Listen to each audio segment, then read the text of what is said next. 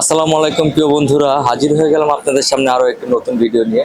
সেলিম ভাইয়ের পক্ষ থেকে চলে আসলাম আজকে রাতেও মানবতার ফেরি হলো হয়ে। আমি নয়, সেলিম ভাই সাথে আমরাও আছি, ওনাকে সাহায্য করার জন্য আমরা চলে আসলাম, হেল্প করার জন্য।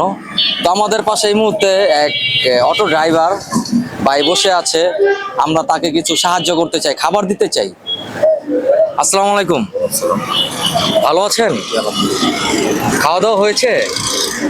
খাওয়া দাওয়া হয়েছে না?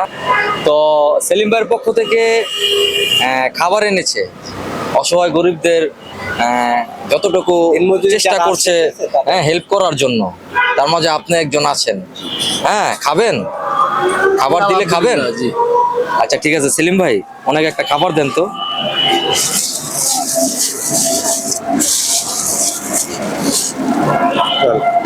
খাবারটা খেয়ে আমার জন্য দোয়া করবেন।